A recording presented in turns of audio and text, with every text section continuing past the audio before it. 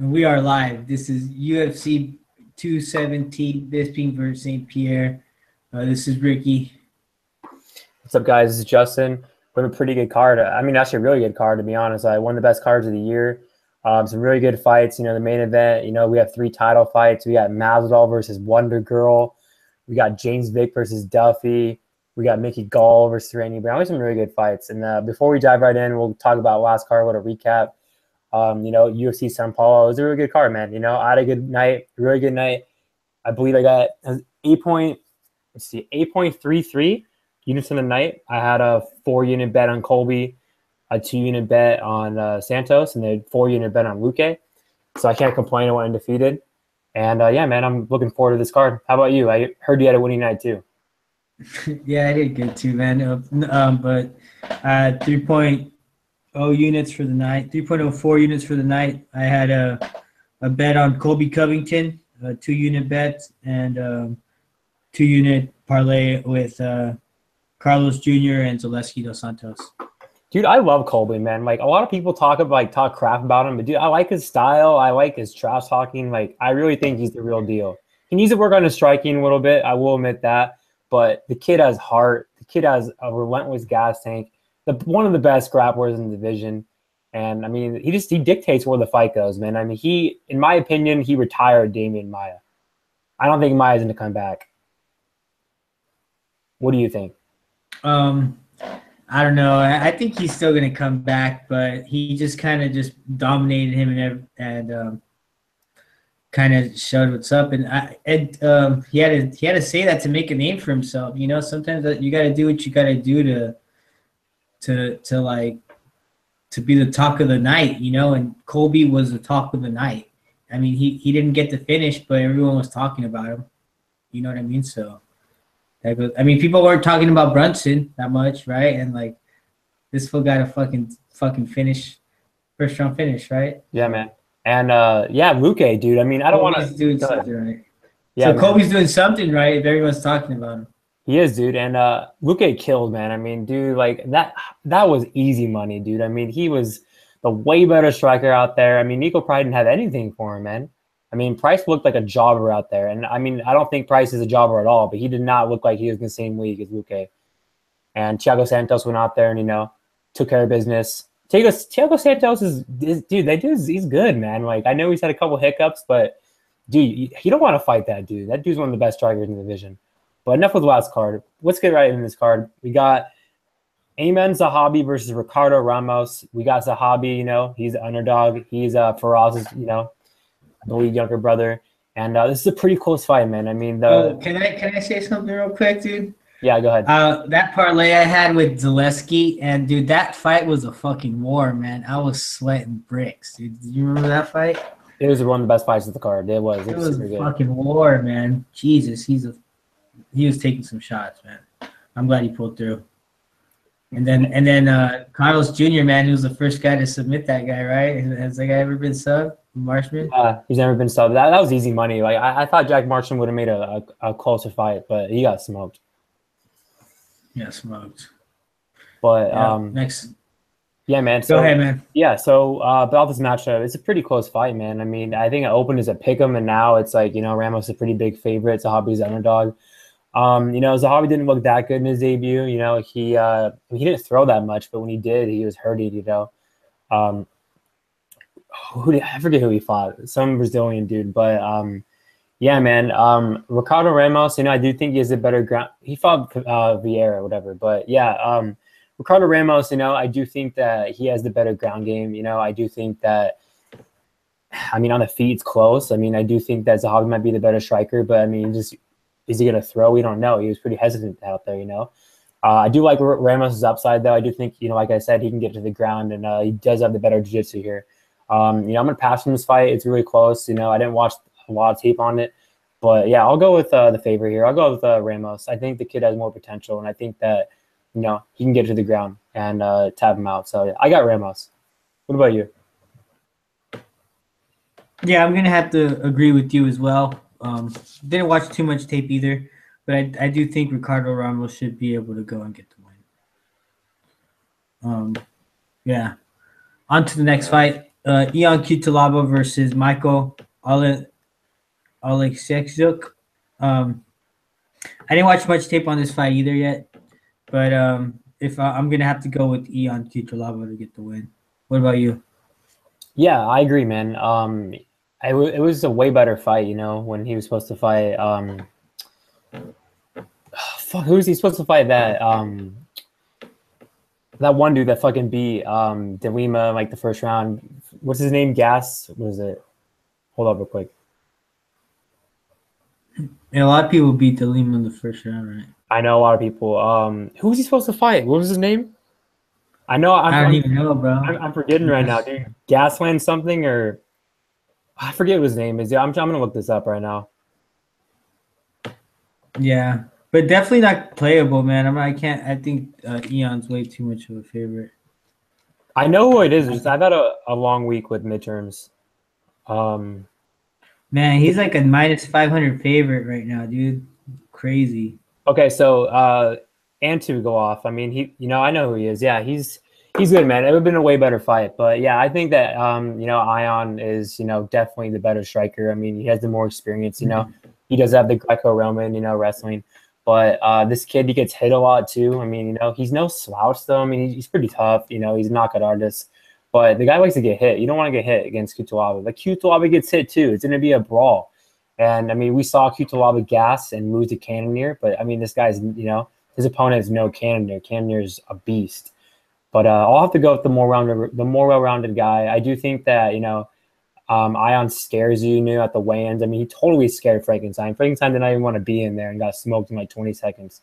So I'll go with the bigger dude. I'll go with the better striker. I'll go with the guy that's more experienced. So yeah, I got Ion, but I'm not playing the chalk at what minus 500 or whatever it is. Like, I mean, I think he opened like at minus 300, but yeah, I'm not going to play that.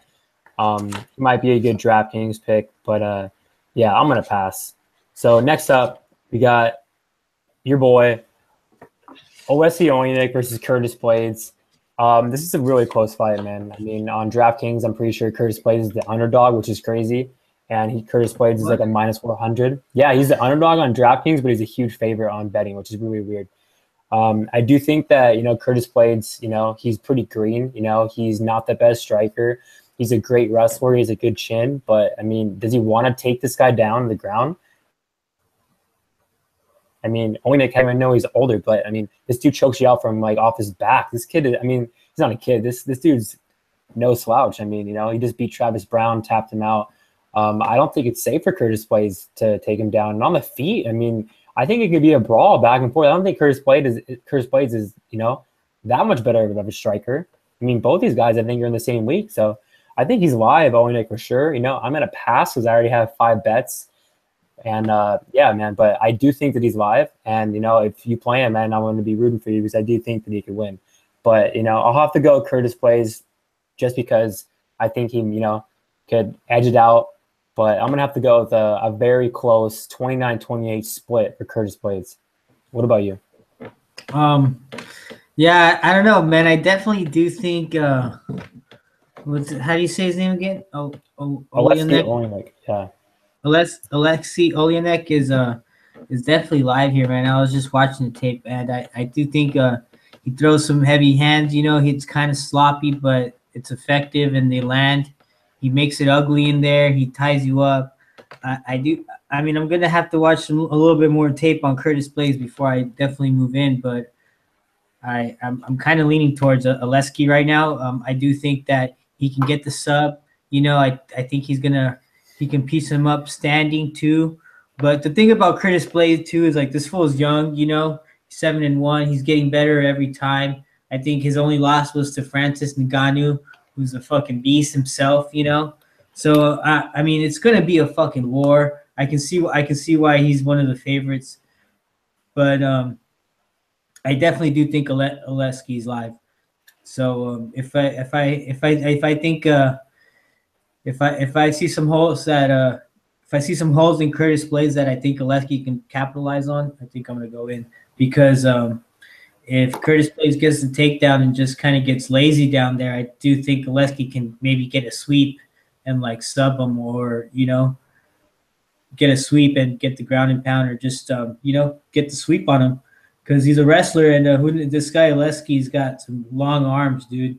He's 52-10, man. He's got a lot of fights under his belt. He's 44 so right subs. Yeah, man, that's nuts. So I'm gonna have to go with Oleksiy right now. And I might put a 1-unit bet on him, but it's not official yet.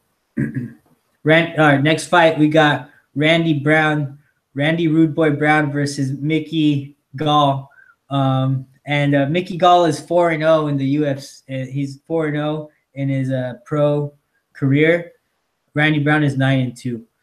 And the odds are pretty much dead even right now. Last time I checked, I think it's -110 on each. I don't understand how Randy Brown opened up at what, like -170, -180 or something. I don't understand how so many people are jumping on Mickey Gall on this one. He has a lot of potential and he's like a good fighter, but I mean, I just don't think that he's ready for Randy Brown yet. I mean, this is going to be a huge step up in competition. Like Randy Brown has fought people like Bilal Muhammad, Montano, and he beat the shit out of Kamazi, Mickey Gall did get the sub, but I mean, there was some times when Sage Northcutt kind of rocked him and dropped him a little bit. However, Mickey Gall did come back and drop him as well and get the sub. I do think it showed some holes in his striking that Randy Brown can take advantage of. I do think Randy Brown has some pretty good takedown defense. He showed it against Bilal. And I wouldn't be surprised if it's got better either, because I think he's getting better too. I do think he's fought in the better competition. Mickey Gall has fought in CM Punk, and that's kind of a joke.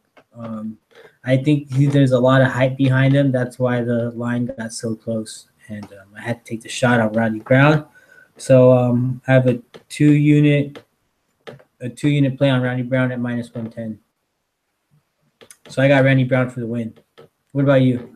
Yeah, man, I got 2 units on Mickey Gall +130. And let's be real here. I mean, both these guys, they haven't beaten anyone good. I mean, Randy Brown's fought in the better competition, but who is he beaten? I mean, Diet Kamosi is terrible, bro. He's one of the worst fighters in the UFC. Mickey Gall will destroy him too. And he beat, Eric Montano. I mean, he was losing the first 2 rounds, and a lot of people are like, oh, I don't think he was. I mean, he definitely lost his first 2 rounds, and he got taken down, and then he got a choke. I mean, my hat's off to Randy Brown. And Randy Brown, he's a big guy. I do think he's a better striker here. He definitely is a better striker, but I don't think Mickey Gall is a terrible striker. He's a young kid. He's improving. I'm sure his striking is going to look a lot better here. And I do think he has a way to win this fight, and I think it's to take him down. I mean, Matt Dwyer took this guy down. Matt Dwyer took his back. Who's Matt Dwyer? Matt Dwyer's terrible, man. I mean, Eric took his back. I mean, Bilal took his back. This guy, I mean, he doesn't have the best takedown defense, and he gets his back up pretty easily, And Mickey Gall's a brown belt in jiu-jitsu. I know he's fought in CM Punk. I know he hasn't fought anybody good, okay? The kid's 3-0 in amateur. He's 4-0 in, his UFC career, or 4-0 in his pro career. But I do think the kid has a good ground game. I do think he's an improving prospect. He's a tough kid. I mean, he got dropped against Sage Northcutt. What does he do? He goes out there and drops him right after and taps him out. I know Sage is a quitter, but, I really do think that, he can take this kid down. Brown doesn't have the best takedown defense, and I don't think he's the best on the ground, He had a good choke against Eric Montano, but I think Mickey Gall can get him to the ground, tap him out. So, I do think Mickey Gall is live here. I do think, he can, he has the better ground game on the feet, I'll be worried because Randy Brown definitely has a better striking, but I mean, if those 2 guys can take him down, I'm pretty sure Mickey Gall can too. So I'm gonna have to go Mickey Gall here, man. I don't think he's a jobber either. A lot of people are saying he's a jobber because he hasn't fought anybody. Go ahead. I mean, yeah, Montano and Dwyer took him down, but he ended up beating those guys. His only losses are to Michael Graves and Bilal Muhammad, and those guys are legit. Yeah, they are legit, but I mean, I do think Mickey Gall could take him down, though. I mean, that's the thing. Mickey Gall's not going to outstrike him, I don't think, but I mean, I do think that he can take this fight to the ground. And if he takes him to the ground, he's not Damian Maia on the ground, but he has a good ground game, man. He really does. I don't care if he hasn't fought anybody, bro. He does have a good ground brown belt. He's legit. I'm not going to argue that, but I don't know. I think it's I think Randy Brown's going to be able to keep us standing up. If he does get taken down, I think he will be able to get back up.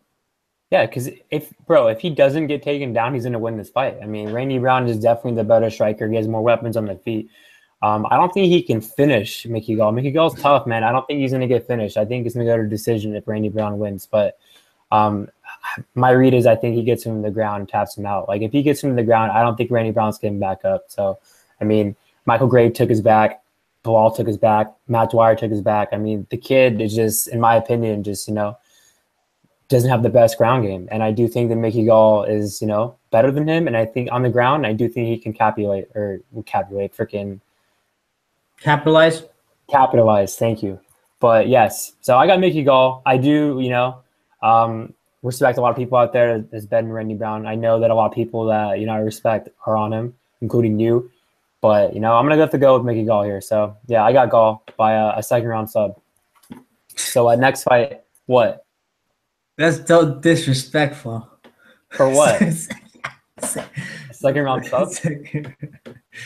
I mean, he could do it in the first round. I don't know. I mean, he's not going to get a KO here. I mean, let's be real. Mickey Gall's not going to hurt.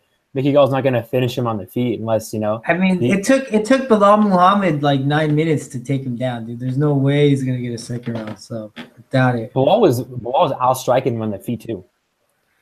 It was a pretty good fight until the second half of the fight. And then Bilal started taking over. It's okay. Bilal's a good fighter, but I mean, I don't know, man. Just like he's not, he's good, but I mean, Mickey Gall is a bigger dude than him. I mean, if he can, in my opinion, kind of grind him out on the ground, I don't see how Mickey Gall can't do it either. I just think a lot of people are sleeping on Mickey Gall's ground game. I'm not saying it's the best out there, but I think it's legit. I really do. I mean, he's a brown belt for no reason. I mean, obviously he has a lot of holes in the feet. He's a green prospect, but if he gets Randy Brown on the ground, I'm telling you right now, he's going to tap him out.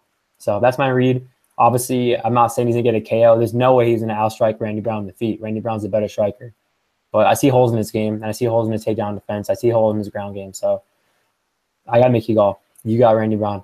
So next fight, we got Corey Anderson versus OSP. This is the definition of a pass. The line's pretty close. Yeah. Corey Anderson has the worst chin in the division. Might have the worst chin in the world. I mean, if OSP was dog money, I'd probably, take a shot.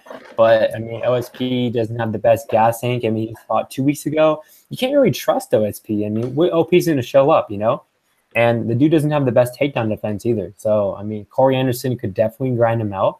But what's most likely going to happen is that Corey Anderson's going to get knocked out. That chin is terrible, So OSP's minus 160. I'm not going to take a shot, but if OSP gets to dog money, then yeah, I'll probably take a shot. But I got OSP. What about you?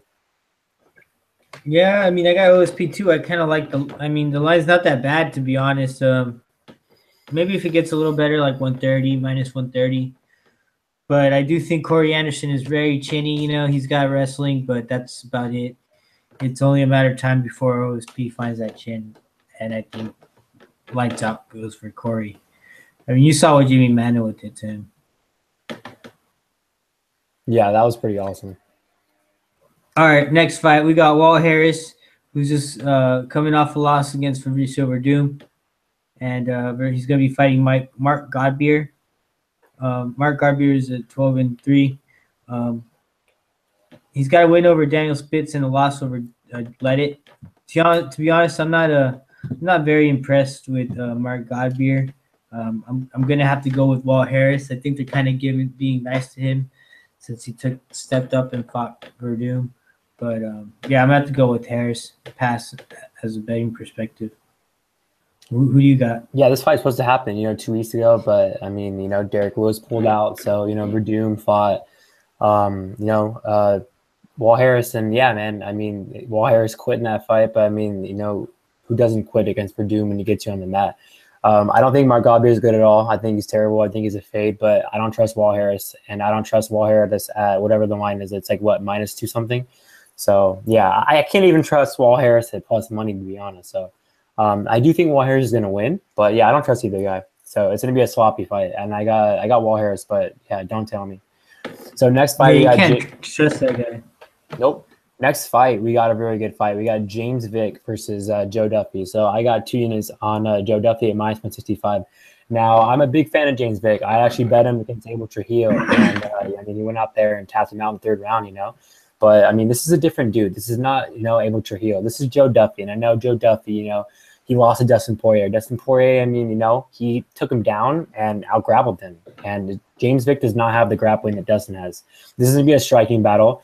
And, I mean, I know that, you know, Beneil Dariush knocked him out, and Beneil is a different fighter than Joe Duffy, but I think Joe Duffy has better hands than Beneil. I mean, Beneil has better Muay Thai. He has better kicks, but Joe Duffy is a very technical striker. I mean, dude, this kid hits super hard. He has good striking. He has really good movement. He's fast out there, too. And James Vick, let's be real, he does not have the best defense. This kid, he gets hit a lot, man. And, I mean, I know Beneil, you know, knocked him out, and he came back from that, and, you know, to beat Abel, but Abel was landing some big shots on him too. And I know he knocked out, you know, Paulo Reyes pretty early, but let's be real, man. If this is a brawl, it's going to favor Duffy. And I think James Vick needs to get this fight to the ground. I don't think he's going to. Even if he does, I mean, Duffy's pretty good off his back too. I mean, I know, you know, Dustin was, you know, won that fight every round, but I mean, you know, he took some big shots in the 1st round, 3rd round, you know, with 5 seconds left. I mean, Duffy almost tapped him out. So, I mean, Duffy's no slouch off his back. You know, he got a triangle choke in the 2nd fight. I really do think, or I really do, either a triangle choke or armbar, one of the 2.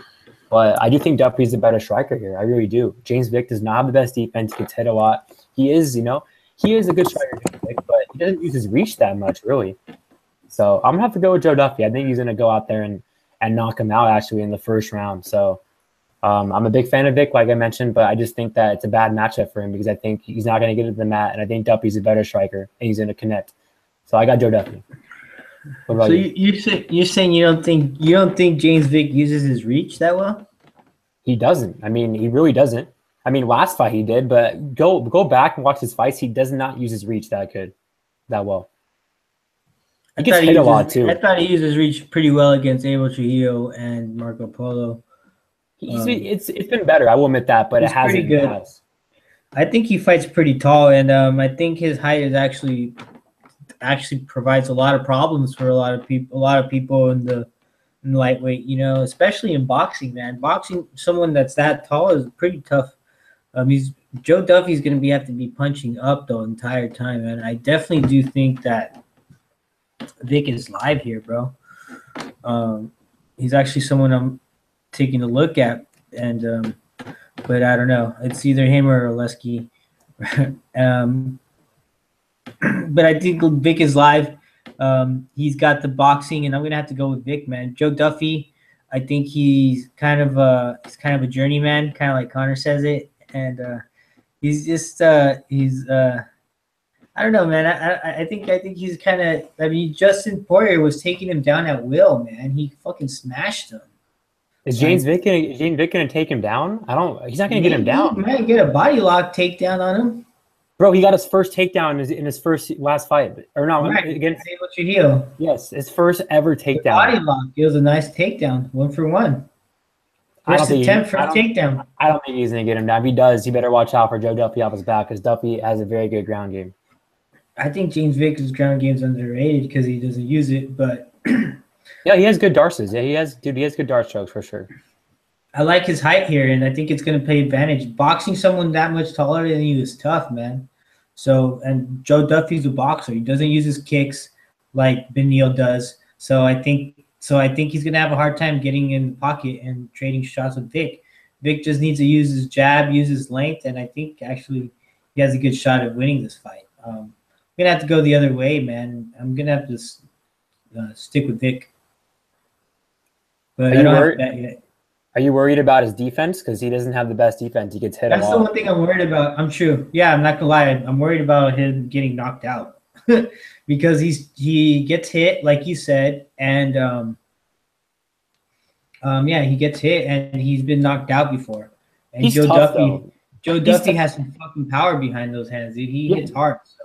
James Vick's tough. I'm not going to say he's chinny. James Vick's not chinny, but he's been knocked out before. He's taken a lot of damage. Right. He's taken big shots. He's not chinny, but I mean, it's not going to benefit you to get hit a lot against a guy like Joe Duffy who throws bombs and super technical. So, all right, man, call the next fight. Next fight, we got Johnny Big Rigs Hendricks versus Paulo Costa Borrachinha.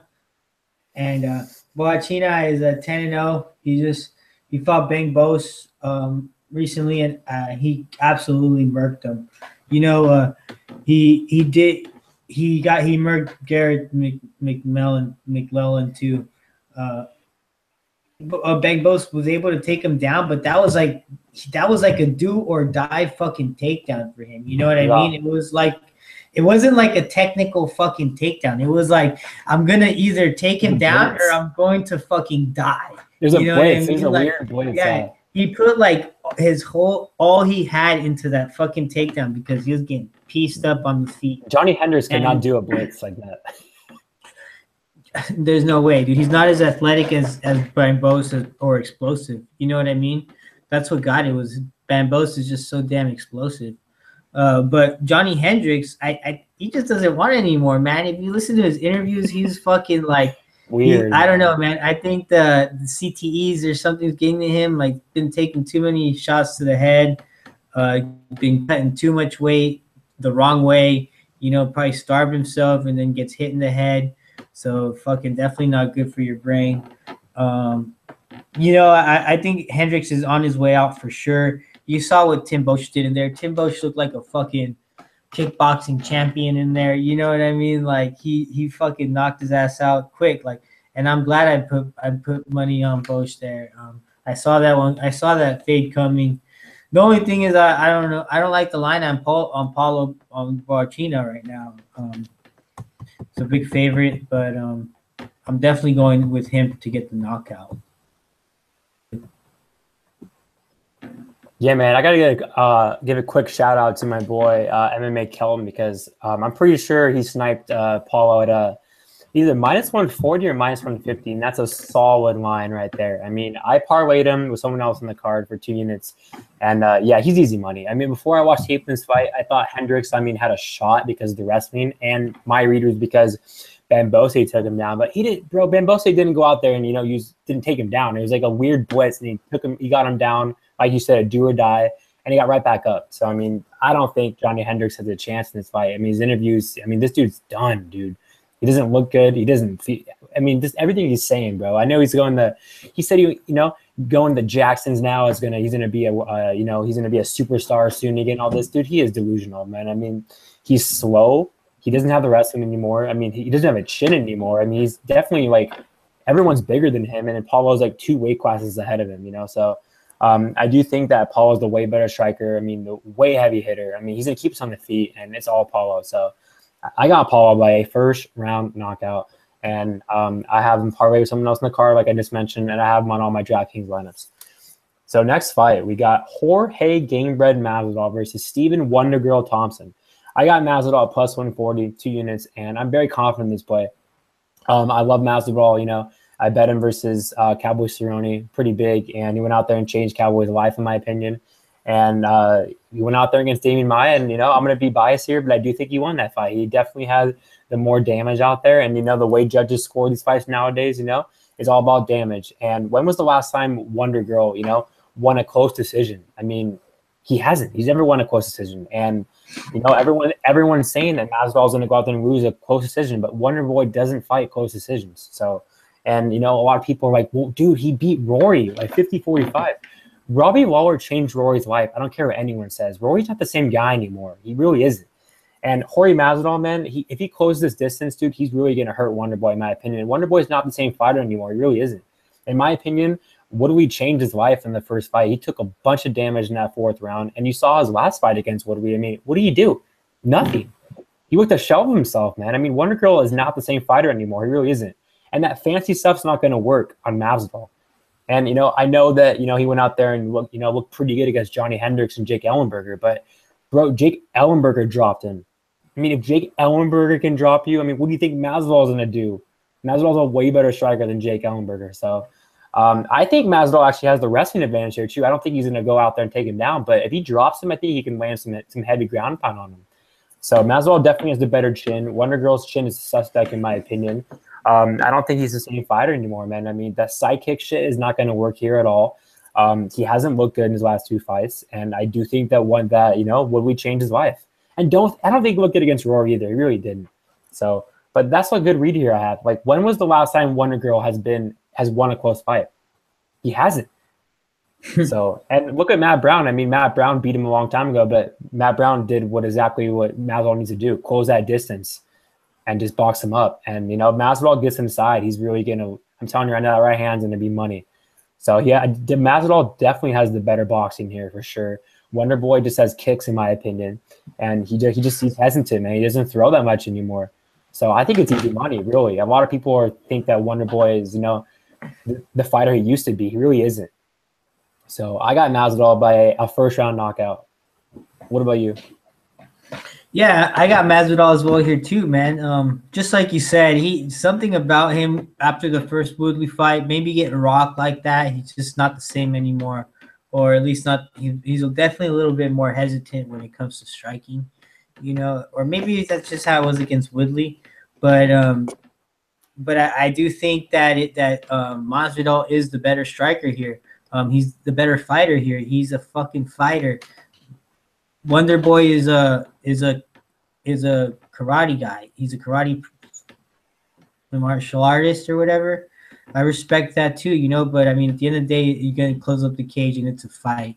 And Masvidal is gonna punch you in the face, and Wonder Boy is not gonna like that, And it's gonna totally and you're gonna see the same thing similar as to what happened when Woodley punched him in the face, And to be honest, I think Masvidal is a better striker than Woodley is.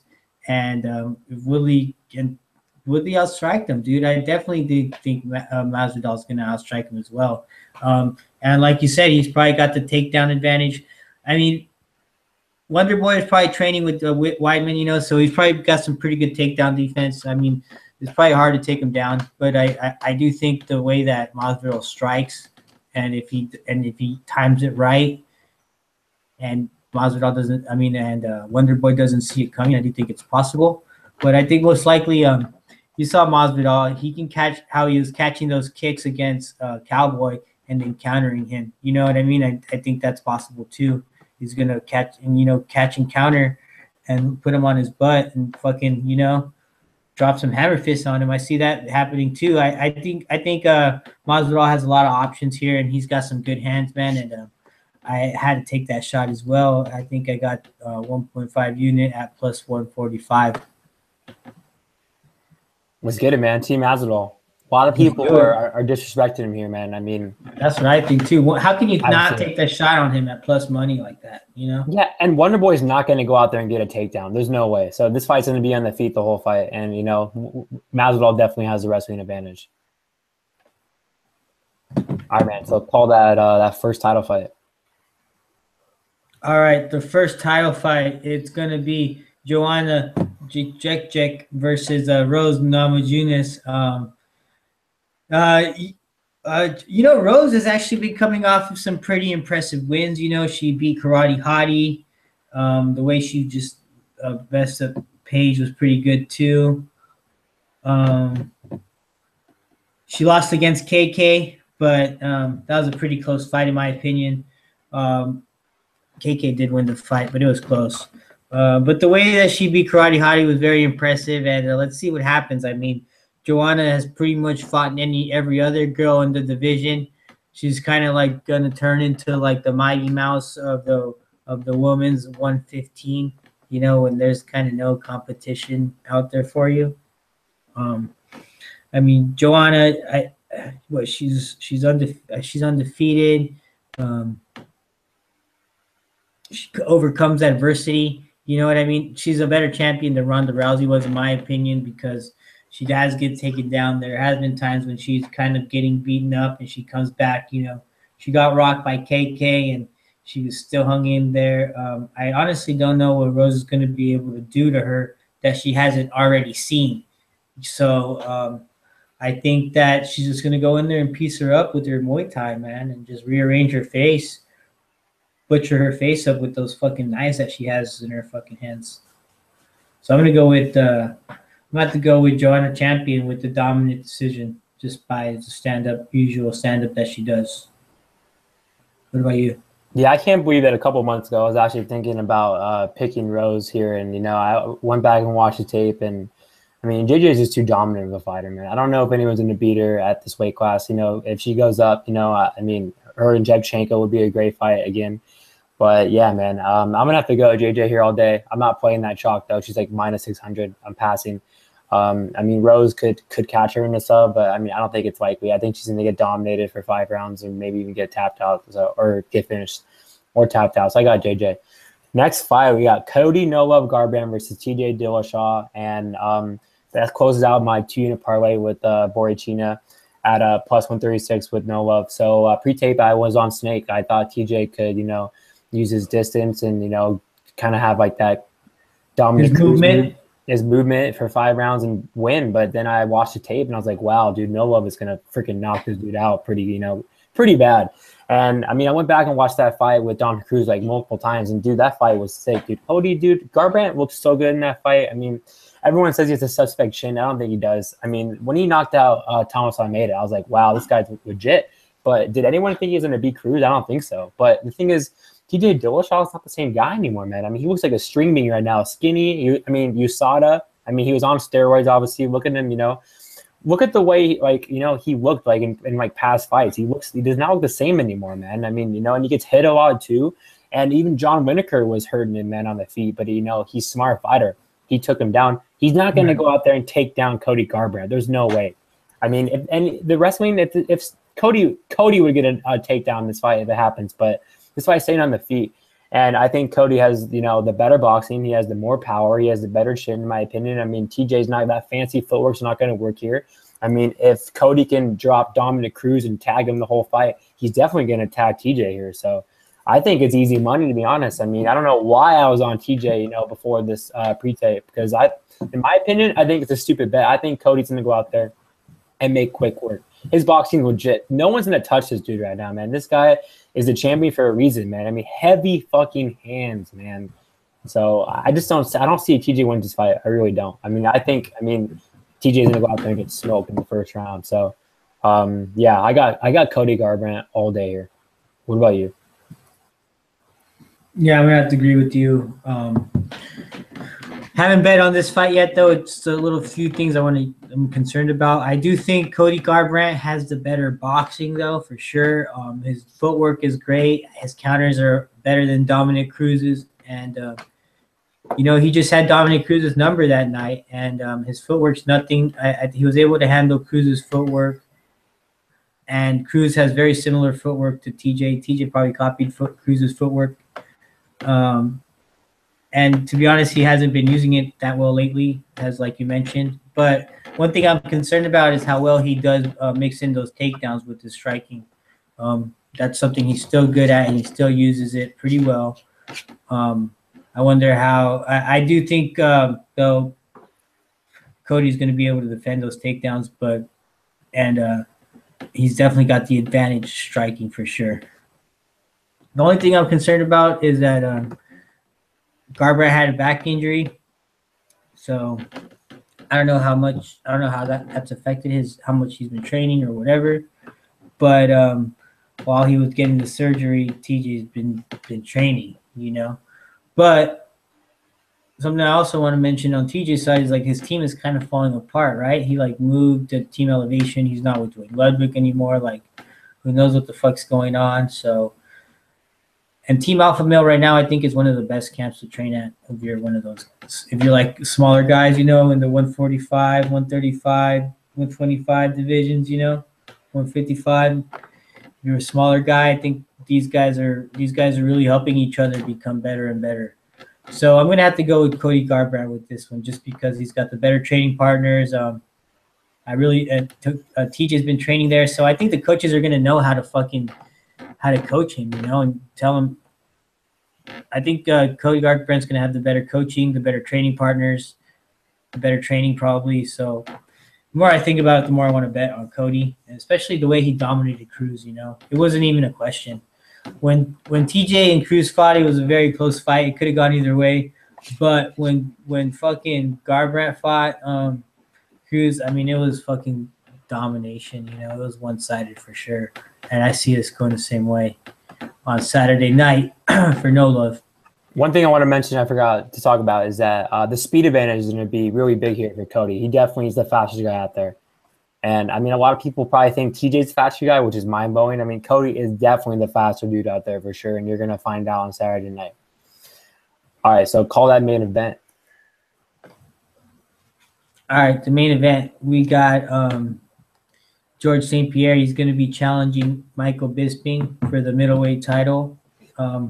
George St. Pierre is coming out of a 4-year retirement to fight Michael Bisping.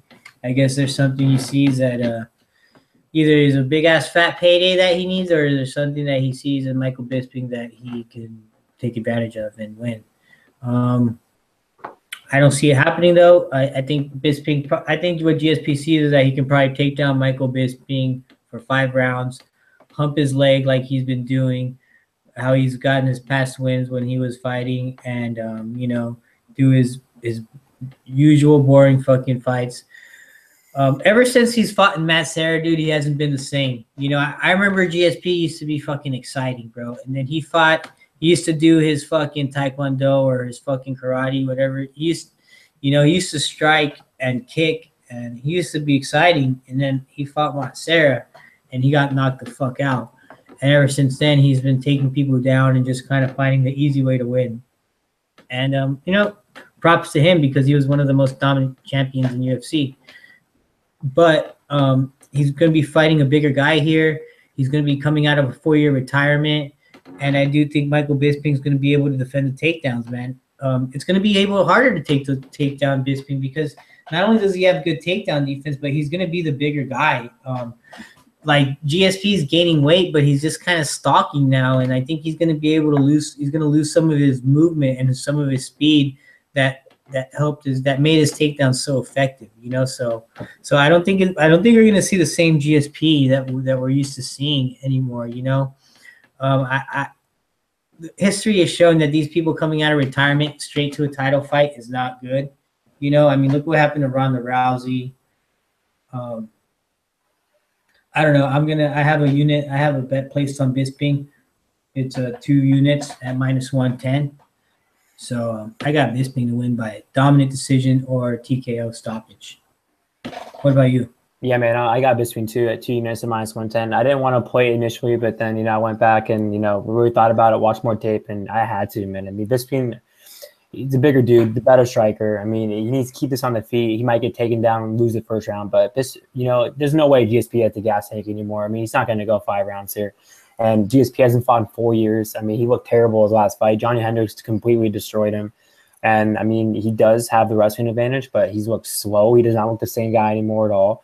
Bisping's known for his cardio. Bisping might have the best cardio in the division. I mean, he's known for his cardio. He's known for a good chin. He's the way better striker. He's the bigger dude for sure. So it's going to be hard for GSP to take him down. And GSP could even gas out, try to take him down. So I just think Bisping's level is above him on the feet. So I got Michael Bisping here all day. And I'm ready, man, for this card.